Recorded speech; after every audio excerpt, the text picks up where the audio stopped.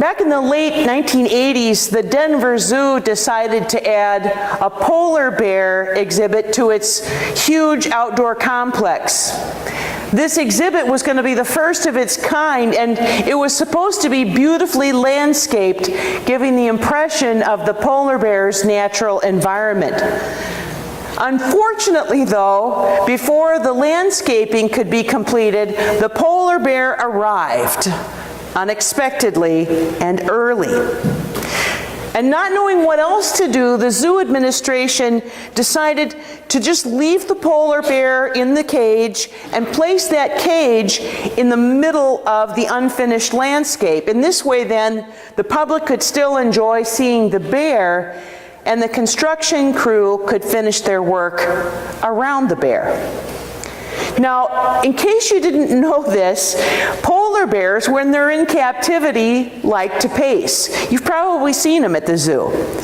And when they're in a cage, they walk back and forth all day long from one end to the other, and they stop only to eat and sleep. Now, this particular polar bear didn't really have a whole lot of room for his pacing, because the cage measured only 12 by 24 feet.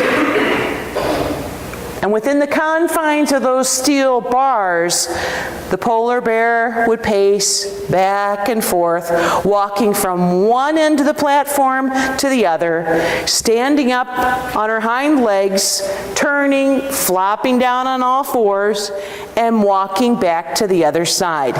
And this went on for months and months, while the natural environment was being completed. And then finally one day, the landscape was actually finished, and quite a crowd had gathered around to watch as the crane was going to lift the steel bars off of the platform, setting the polar bear free for the first time in months.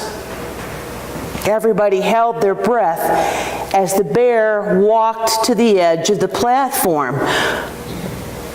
But instead of stepping off, the bear stood up on her hind legs, turned around, flopped down on all fours, and walked back to the other side, continuing to do what she had done for months, walking within the boundaries of a cage that was no longer there. As the bear walked back and forth on that platform, somebody in the crowd was heard to say, "What's he waiting for? What's he waiting for?" And today in that gospel lesson that we heard, that beautiful story, we also find ourselves feeling a little bit disturbed. It's a story about hope and determination and healing and tremendous faith. But it's also a story about desperation and limitations and fear and waiting. We come into this story facing the very end of Jesus' earthly ministry in Mark chapter 10. And here, almost like a prediction of what's going to happen during Holy Week, we find another large crowd. As Jesus' ministry continued, the crowds continued to gather and grow. And the story of the blind man sitting there beside the road is such a familiar one. There are children's songs about it. And it has such a wonderful ending that we forget sometimes that it occurs just before Jesus is about to face another crowd, but that's a crowd that's eventually going to turn on him and demand that he be crucified. All the more reason then that this blind beggar, the son of Timaeus, should capture our hearts. Let's just picture Bartimaeus as a young boy. His mother holding that little baby in her arms for the first time, counting his little fingers and toes, 10 of them on each of his perfect hands and feet, looking into that sweet little face for the first time, rejoicing in the miracle of his life. And yet within days or hours, that joy and wonder would dissolve into shock and grief and disillusionment. That little boy, the apple of his mother's eye, is never going to see the light of the sun. And First Church, isn't it wonderful to see the sun coming through the windows of our church right now?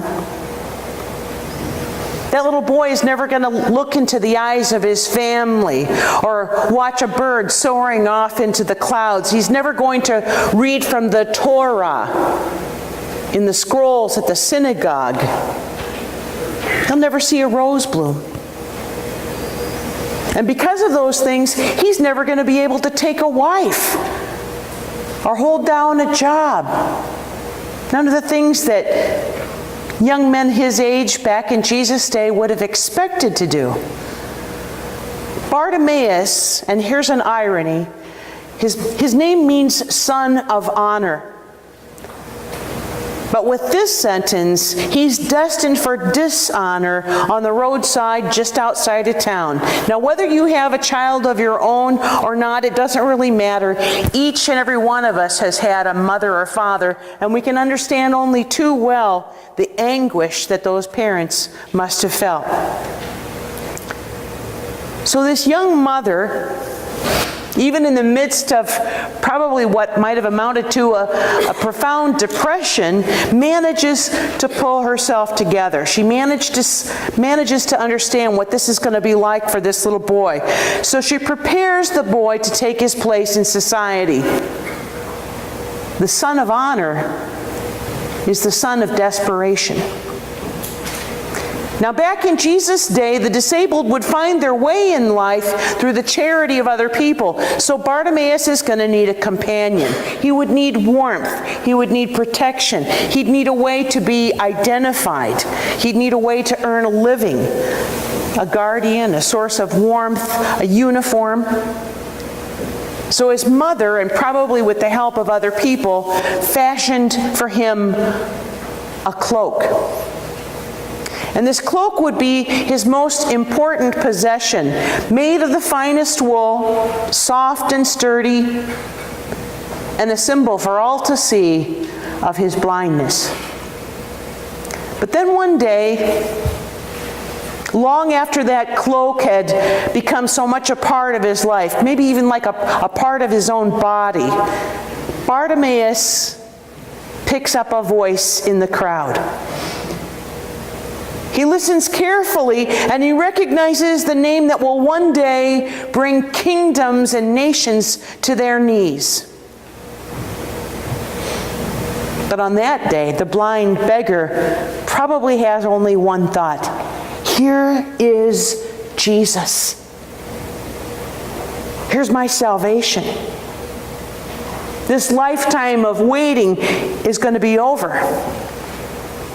Because you see, he saw in him Jesus not only the traveling prophet and the miracle worker like so many others who had gone before him. Even in the depths of his blindness, Bartimaeus recognizes this Jesus as the Son of God, the desire of nations. So he cries out to Jesus in a very loud voice, proclaiming for the only time in the entire New Testament, "O thou Son of David, have mercy on me." Isn't that interesting? Bartimaeus, the blind beggar, is the only one in the entire New Testament to use the name Son of David for Jesus, which means that in essence, Jesus has been publicly proclaimed as the Messiah, not by the chief priests and scribes, not by the Pharisees, not by even the disciples. Jesus was declared the Son of God by an absolute outcast. And the first sign of his healing, it wasn't the bright light that burst in through that lifetime of darkness. It wasn't his noisy shouting. The first sign of Bartimaeus' miracle was the throwing off of that beloved old cloak, useless. That cloak that had been his sanctuary against the rain and the cold. That unmistakable uniform of his miserable lot. The safe surrounding embrace of security and despair that cloak was to him. The first sign that Bartimaeus had been freed and healed came even before Jesus pronounced the cure, because Bartimaeus threw off that heavy old cloak.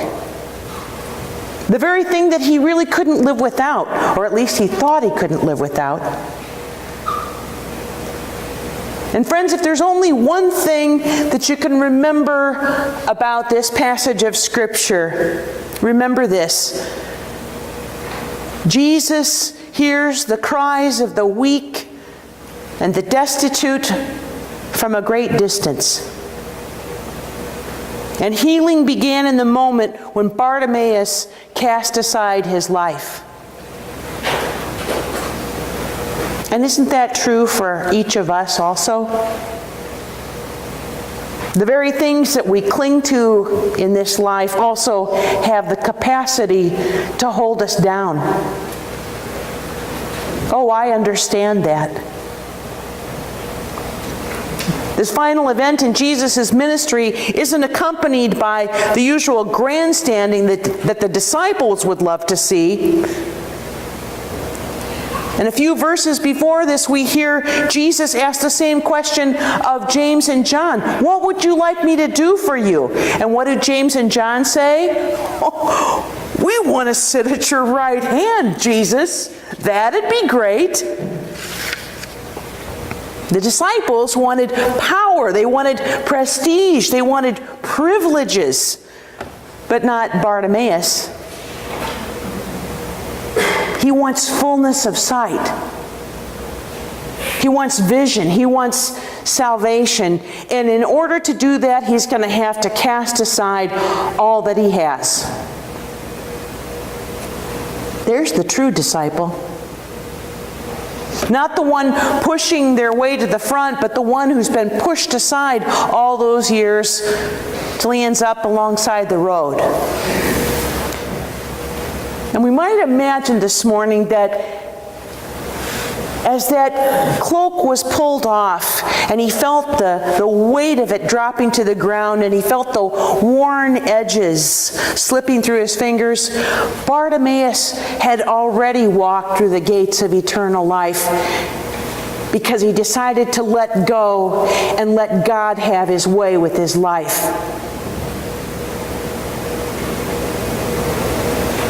Imagine that.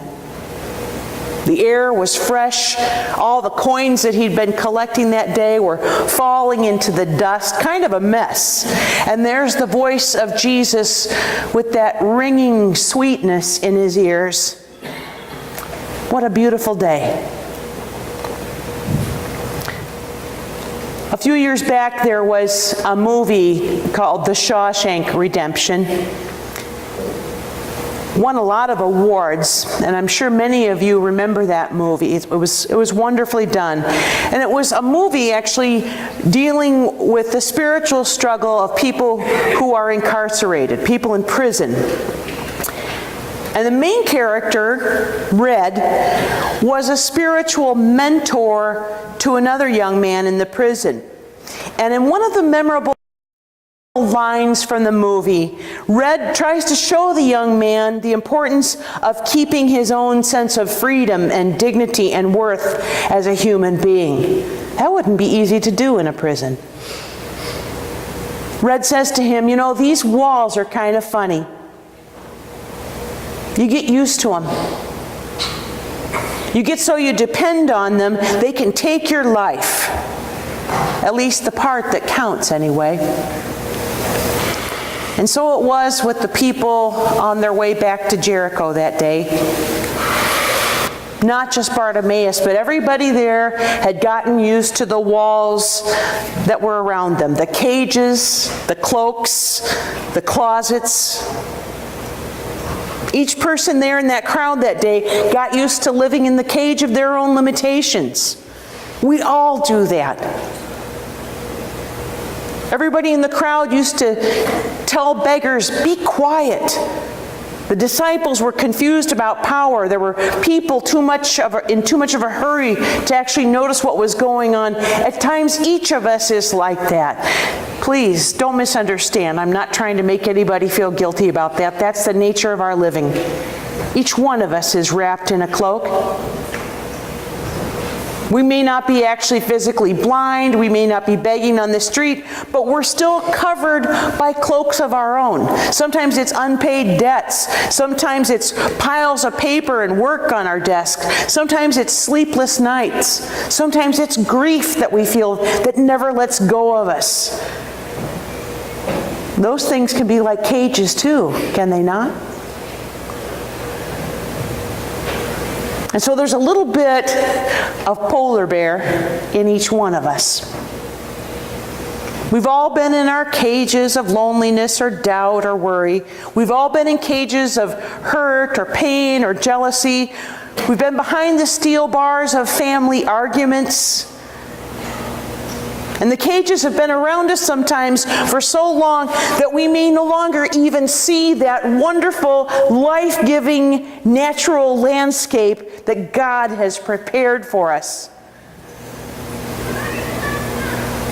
Instead of stepping off the platform into that wonderful environment that God has planned and prepared and given to each one of us, we sometimes keep pacing back and forth, doing the same old things that we've done for years. But no matter what,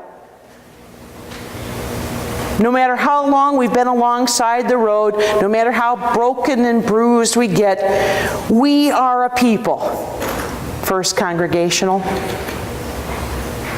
We are a people whose story says over and over, the cage has been lifted, the barriers have been removed.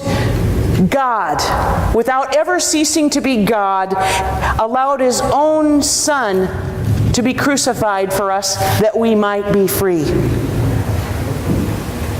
And even better news, He allowed His own beloved Son to be revealed by a man that the world thought was hopeless. So let's not forget in our own temporary blindness who we are, who we belong to.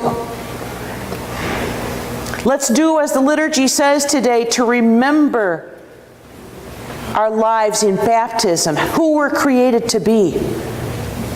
And let's create a community of faith here, pastor or no pastor, where little ones, like the ones who came up and sat on the steps this morning, will be able to look in the mirror and understand themselves to be the children of the Most High God. Please enjoy this video clip.